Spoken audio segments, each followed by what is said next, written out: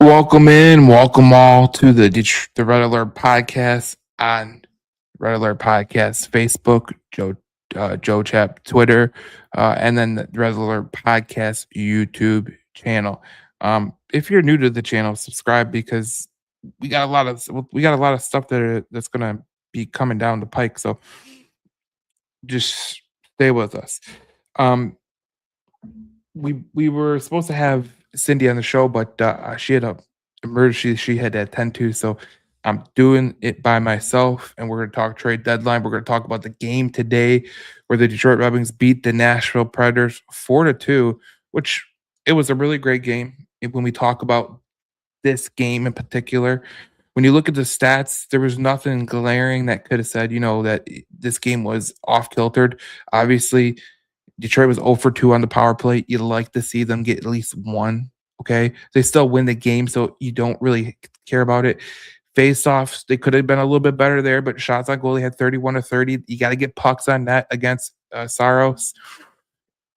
It was a really decent game for the Detroit Red Wings. And then when we talk about the Detroit Red Wings and what they're capable of, it depends on this month, March, because when you look at the standings right now, you got 21 games remaining.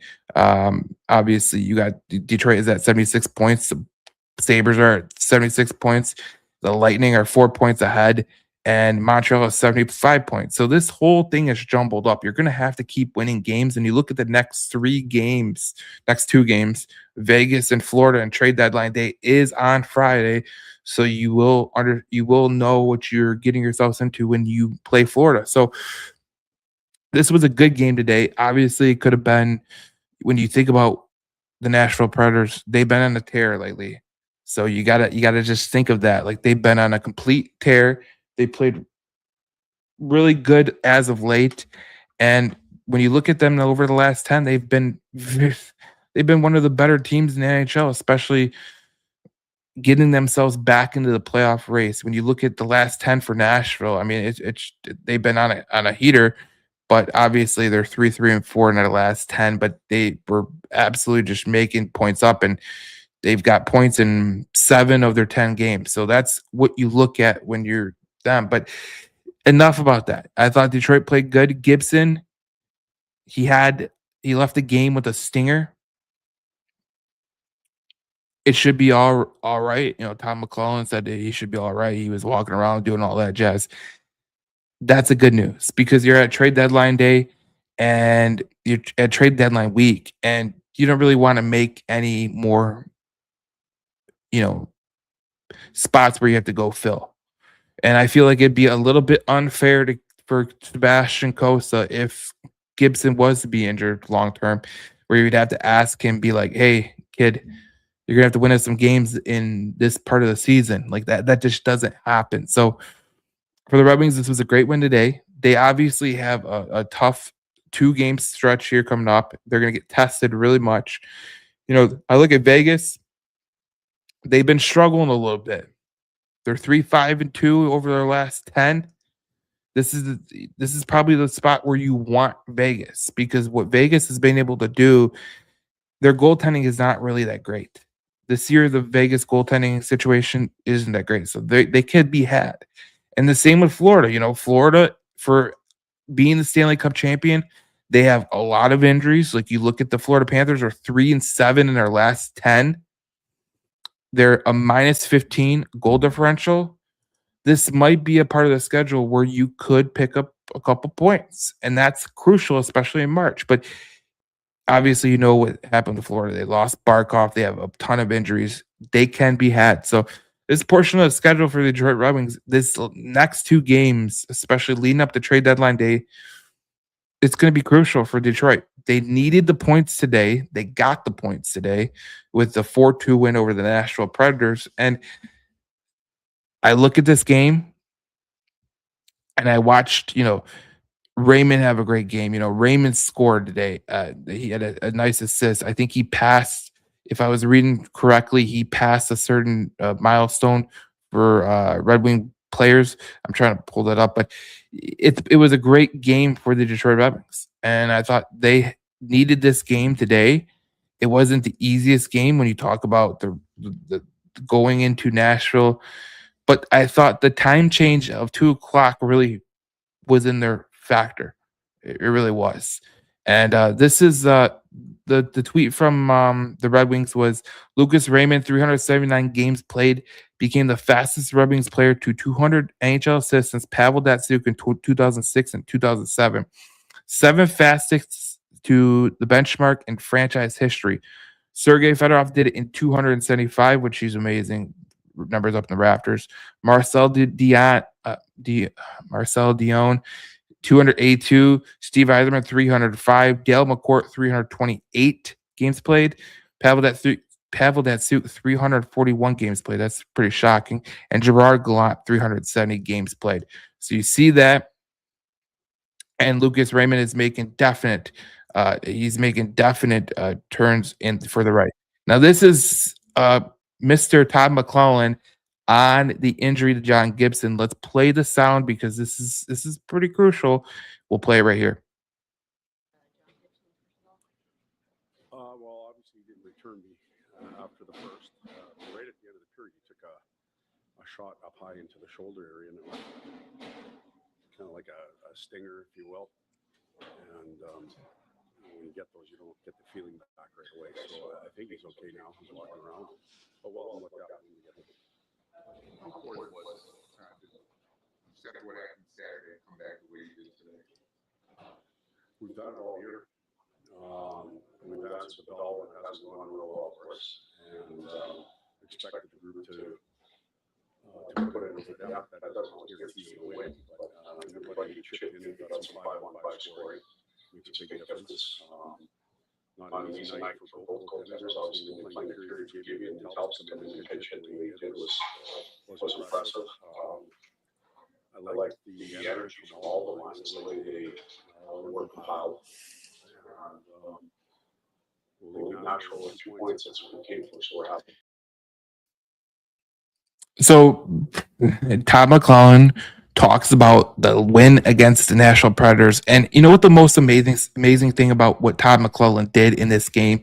He mixed the lines up. There was a ton of changes to the lines. On the first line, it was Larkin, it was Kane, it was Rasmussen, which was an interesting combo when you think about it.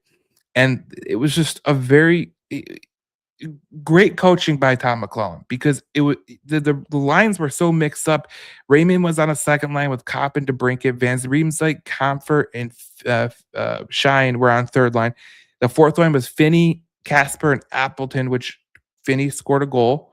So it just goes to show you that coaching does matter when you're this close in. And it stems off the heels of what Todd McClellan said after the game on Saturday, which was great to hear for any Red Wings fans' perspective.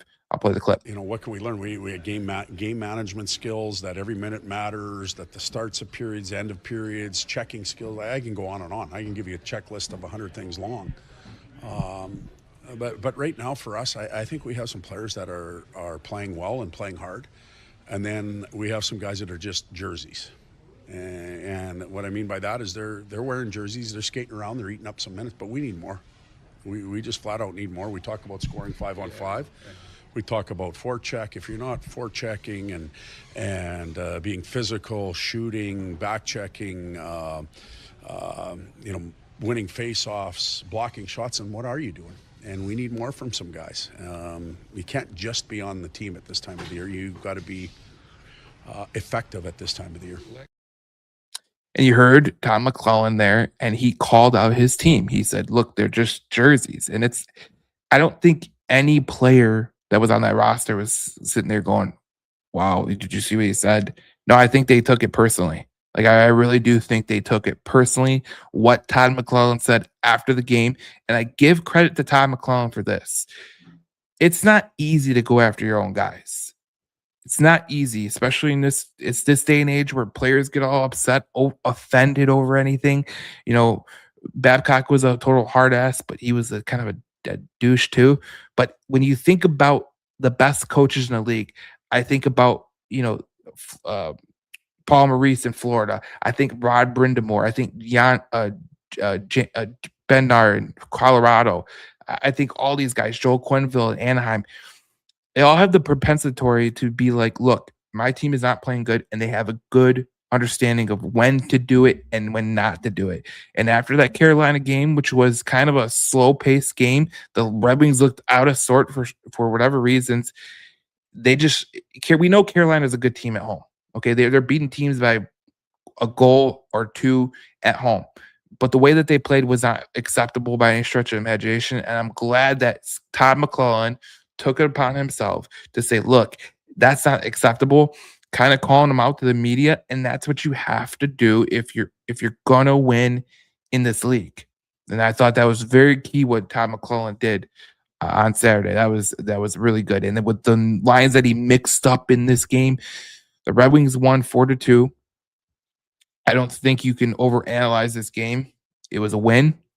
You got 2 points. It was a regulation win, which helps you in the standings because as I look at the standings right now, you need regulation wins. You have 24 right now. Buffalo has 29. Tampa Bay has 29. Luckily for you, Montreal has 22, and Boston has 25. And then you got to get up to 29. And I look at the next couple games, and it's doable, but you're gonna have to keep up the pace.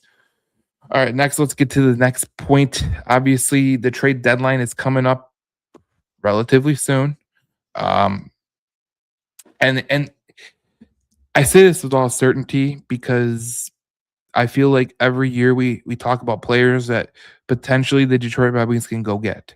We talk about how this could be a time for Yzerman to make a move. Well, I think this is a time for Yzerman to make a move because we've talked about on this podcast at nauseum, obviously with Patrick Kane saying that they talk about trades that they could potentially make at the deadline.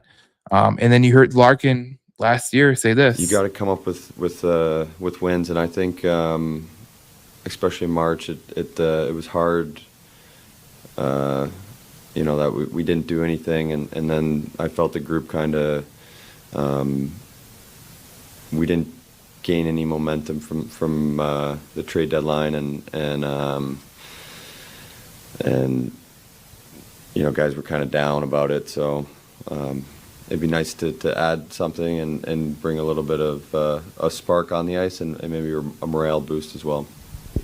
Larks, So last year, Larkin says that. And you look at this year, and the Red Wings are 35, 20, and 6. They got 76 points. They're at a 620. They're at a 62% point percentage, which is better than a majority of the teams in the Eastern Conference.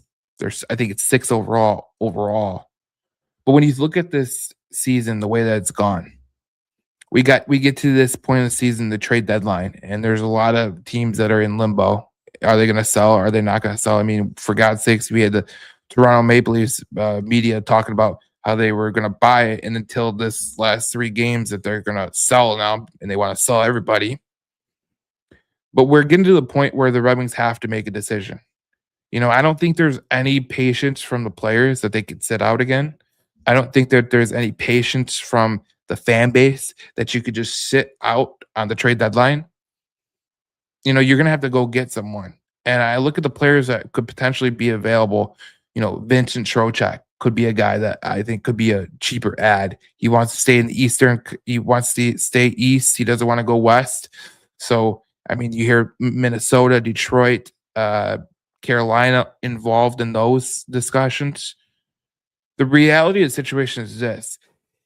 No matter who the Detroit Red Wings try to go get, they have a bunch of capital, from assets, from prospects to picks to everything. They could do it. They can make a trade and not harbinger their future, because if you've paid attention to the Red Wings prospect pool, it's pretty plentiful. Michael Brent-Nygaard was a player of the week, player of the month for the AHL. Carter Bear is having just killing it in the Western Hockey League. Trey Augustine is once again fantastic, especially his weekend that he had, where he had that shootout win where they went 12 rounds or something. Nate Danielson, there's Yenberg from out in Sweden. they have a lot of plethora of prospects. And it gets to the point where you're like, okay, we can make moves without harboring the future of the hockey club. You know, we could take a page out of the Maple Leafs book. They made a ton of trades. They made a ton of stupid trades. They traded a first round pick to the Boston Bruins and Fraser Minton for Brandon Carlo. It didn't work out. And they don't have much capital going forward, and they're in the bottom of the standings. I think they're bottom of the Eastern Conference right now. Oh, they're bottom. Yeah, they're bottom of the Atlantic. They're not bottom of the whole Metropolitan with the Rangers and Devils. But when you think about it, yes, you can go out there and make moves. And Larkin saying what he said last year at the end of the year, it's notable. It's your captain. He's speaking for the room. I don't think a guy like Lucas Raymond could say that. I don't think a guy like Mort Seider could say that. Dylan Larkin and Patrick Kane are the only players that pretty much could say that. You went and got John Gibson this in the offseason. He's done a fantastic job as a goalie. Thank God he's okay. You know, we heard from Todd McClellan earlier. But I don't think there's any patience to sit out again. I find it hard to believe if the Red Wings sit out on the trade deadline without making a tangible move. And I'm not saying that you go get Elias Pettersson. I'm not even saying that you go get Robert Thomas. He's going to cost a lot. I'm not saying go get Justin Falk. Just get marginally better. You know, I think the one issue that people have is they want to go out there and they want to spend for what? What are we spending for? Like, if you think Justin Falk could put you over the top, you do it. He's got term. You can potentially do it. Robert Thomas, if you think that guy could potentially be the guy, you go do it. And Yzerman, I give credit to Yzerman. I don't think he's no dummy, okay? I don't think Yzerman lost the art to trade. Let's not forget this is the same guy who traded Jonathan Drouin, who was a prize prospect at the time, for Mikhail Sergachev.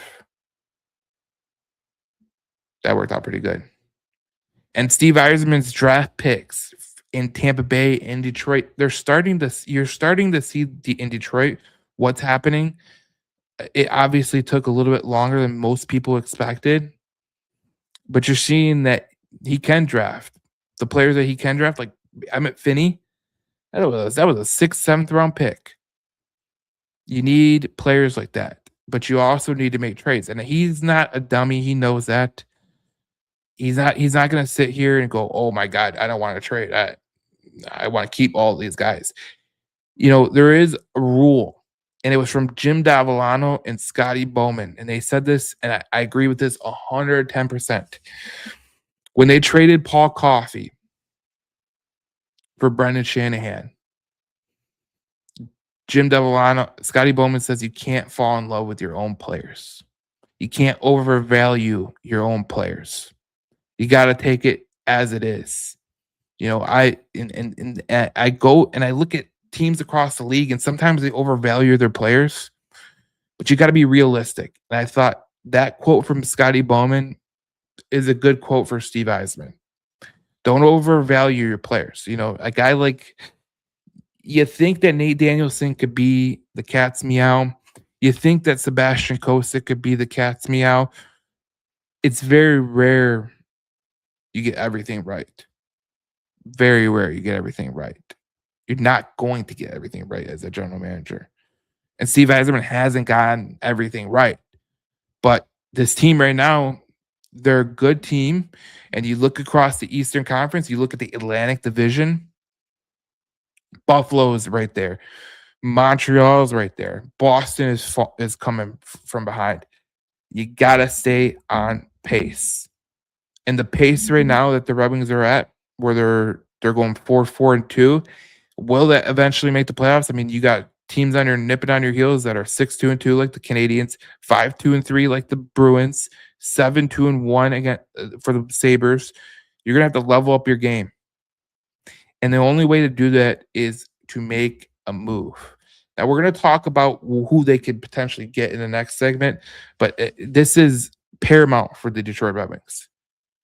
It's time you take the next step. It truly is time to take the next step in terms of your evaluation of your team and get to the playoffs. This is the 100th year of the Detroit Red Wings. 1926 is they started. 100th year. You got to make the playoffs here. I mean, it's been almost a decade from the last playoffs. And this is a team with Larkin, with Kane, with the Brinket. You got to make the playoffs. And it's becoming, last year at the free agency, Nikolai Ehlers, who was a Winnipeg Jet, who is now with Carolina, he specifically picked Carolina because they were in the playoff. I know he wanted to go to the South and everything, but his main thing was they haven't been in the playoffs. It's impossible to throw away until you get it done. I think this is a year that Yzerman has to go make a move. Trocheck would be a great move. I know that he potentially could cost a lot. He has 3 years on his deal for Nazem Kadri. He's a good 5-on-5 player. You got to get better in the margins. And if you go out and you swing from Robert Thomas, cool. That be my guest. I don't think we have seen Steve Yzerman in a moment like this. And what I mean, ever since he's been here, he hasn't been in a moment like this. The last 2 years that you talk about the Detroit Red Wings, they've been literally trying to catch up every year. I mean, we talked about on this podcast. Look at the point percentage of the last 2 years. In November, the last 2 years, they were 583, 433 in December. They're in this January, February, they were just rolling along. You get to March, you fall off. There's a reason for that. Because you can't really push all your chips in for 2 months and think you're going to make it up. Like, I do worry about the Buffalo Sabres. Can they keep this pace up? We shall see. I think they're playing pretty good. Can Boston keep it up? These are all questions that you have to answer because it's impossible to keep the pace up that you're at, especially when you're a marginal team like Boston, 5-2-3. Like, am I really looking at Boston? I mean, they've gained points in 3 games in overtime. They're 5-5 wins and losses. Okay, they're doing pretty good, but they're at a 602 point percentage. Can they keep it up? So I look at this trade deadline. I think it's going to be a huge trade deadline for Steve Yzerman to make a move. And let's talk about who they could potentially make a move for, because when you look at the trade deadline targets, and this has been compiled with people that, Dave Pagnota, Kiprios, Sportsnet, Elliot Friedman, some Vancouver people mentioned this. There's some Ottawa Canadian news medias all over it. But these are the 6 that I've nailed down because they've been mentioned to Detroit a couple times. Now let's go through Vincent Trocheck. Vincent Trocheck would be a great ad for Detroit. Second line center. He comes at a cheap cap hit. I think his cap hit is relatively cheap. I think he's got a year left on his deal. It would be a great ad for Detroit. You need a second line center. If you could push Kopp to the third role. Look, Kasper's come on out of, recently, but we'll see what he could do moving forward. And I look at Vincent Trocheck, and he's had a really good year. When you look at Vincent Trocheck and his stats, like, there's nothing that's out of the ordinary.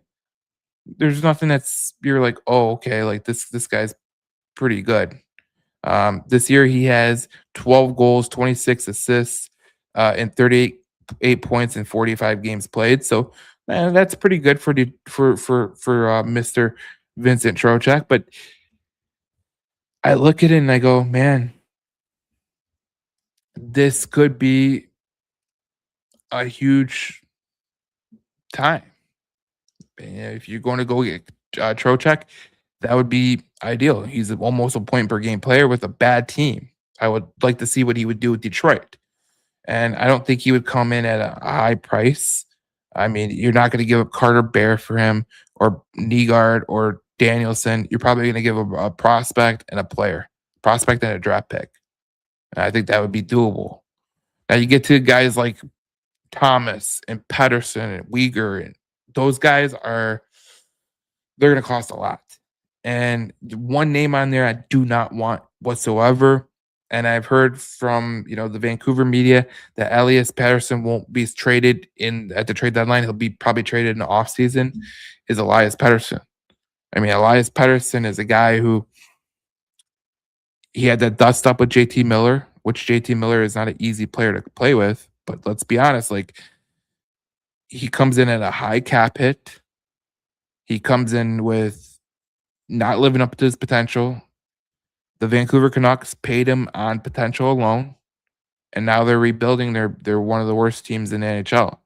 Elias Patterson has not been a part of that. Mackenzie Weegar, this is a guy who, when we talk about like defenseman, a right shot defenseman, Weegar, I find it hard to believe that he will be able to, he will be traded. Now, it's interesting because when you look at some of the people like Nick Kyprios, he says, all eyes are on Uyghur, who was an addition to my trade board last week after hearing rumblings about teams coming after a right shot defenseman. As with Kadri, the Flames could push this decision back, but Uyghur is 32 years old, who may not fit into the Calgary long-term winning window. The Senators are a team to watch here. Interesting. Now he's 32. He will become a free agent, and at age 37, he's a $6.2 million player. Good power play guy, but that's what you get yourself into. Mackenzie Weegar is that. So he has in year 3 of an 8-year deal. It's going to be interesting to see what happens with that. Now, Nick Kyprios mentioned Tyler Myers, and Elliot Friedman has mentioned Tyler Myers. Now, Detroit has a pending offer for Tyler Myers, but here's the issue. He's got a no movement clause, and he's considering what's from him. He didn't turn down Detroit this far along to say he'd never go there. Rather, he's looking at options revisiting the Red Wings. However, by making Detroit wait, the Red Wings could change direction and pursue Rasmus Ristolainen or another defenseman instead. We'll see how this develops. Myers might yet be a Red Wing by the week's end. Interesting one, because here's the thing about Myers, okay? Tyler Myers has a no movement clause. And the reason he has a no movement clause isn't because he's a star player. It's because the Vancouver Canucks did this for him and his family. Now, what I understand about Tyler Myers is that he does have a kid who has cerebral palsy, I believe, and the Canucks are trying to do right by him. And from a lot of reports, people are saying that he wants to stay west. He hasn't turned down the Red Wings offer per se officially, but there's an offer on the table and he hasn't taken it. So I imagine at some point Yzerman's going to pivot, because he's going to be like, look, I can't sit here and wait. I got to go do this. Now, it'd be interesting to see if Yzerman pivots or he gets Myers, what his next move is. I think that's the most interesting thing to watch with Tyler Myers. Because if they do get a guy like Tyler Myers, if he's a 3rd-round pick, who is to say they don't go out and they say, we're going to go get Robert Thomas? Like, they could do that. And, Robert Thomas, a lot of people are saying that, Elliot Friedman mentioned on TNT yesterday that potentially the Red Wings can be involved in Robert Thomas and Vincent Trocheck. We know the Red Wings need a right-handed shot. We know that they need a stay-at-home defenseman. Tyler Myers would be a good ad for the Detroit Red Wings. He really would. But he's mulling his future. Obviously, he has a no movement clause, makes it harder. One of the reasons that Artemi Panarin was traded to LA for peanuts was because he wanted to go there. The no movement clause in the NHL has changed a lot of things. Robert Thomas, there is momentum growing toward the trade here, says Nick Kyprios. And Blues GM Doug Armstrong is trying to hit a home run with Thomas. On Sunday, Thomas played his first game in nearly 2 months. In some ways, Thomas is like Elias Pettersson. They're both in early parts of long-term contracts, but they're not too long for teams they've been in. They could be talk to bed for 20 more games with the work that he says Utah could be in it, Montreal could be on it. We talked about Elliot Friedman saying Detroit could be in it. It'll be interesting to see what happens with Robert Thomas. But Dougie Hamilton's another name. Obviously, the thing about Dougie Hamilton that makes him interesting, two things can be said about Dougie Hamilton. He is an offensive guy. Luke Hughes returned back to the lineup for New Jersey. And if they want to trade Dougie Hamilton, they can. Now he makes $9 million a year. He's in year 5 of 7. So this would fit the brim of what Yzerman looks for. He doesn't want just a short-term deal. He wants a guy with term. He would fit the nod. Rasmus Ristolainen, $5.1 million, year 4 of 5. If the Red Wings struck out on a guy like Vincent Trocheck, I could see them going for a Braden Shen, who's in year 6 of 8 years, who is a center who makes $6.5 million. The thing about Mr. Steve Yzerman is that he is very coy. Even going back to his time with the Tampa Bay Lightning, there was moves that you were like, what the hell did they just do? I mentioned the Jonathan Drouin trade. They traded Jonathan Drouin, who was a prize prospect, to Montreal for Mikhail Sergachev. It paid off. It was one of the people were going, why would they trade Jonathan Drouin? And then Mikhail Sergachev comes and they do that. Another player that Steve Yzerman traded was a guy named Corey Conacher. He was a guy who was a young player with a vibrant future. He traded him to Ottawa for Brian Bishop, and Bishop ended up working out in a big way. So Yzerman knows how to wheel and deal. Now there's going to be a lot of guys like Logan Stanley came up in previous ones. He's in year 2 of 2. He's a bigger defenseman, block shots, but he's an interesting guy to monitor. Other guys that potentially Detroit could go get. I mean, obviously, you look at like a Braden Schneider from New York. He's a restricted free agent. He has term. He's another right shot and a physical blue liner. Schneider is early in his career, and he's RFA at the end of the year. So you do get term with him. So there's Mario Ferrero is another one, but he's a left shot defenseman. He's in the final year of his contract. He's an unrestricted free agent. So obviously people bring up Justin Falk, and that is a curious move, but he's going to cost a lot. So it's how do you make your moves, and do you pay top price? That's the key here. I don't think any of us are sitting here saying, yes, give up Nate Danielson for Justin Falk. I don't think anybody's saying that. That'd be ridiculous. But if you can get better with a young player like Jordan Kyrou, Robert Thomas, do it. But just trading players to trade them, it doesn't make much sense. So I think Steve Yzerman is going to come into this trade deadline with a plan.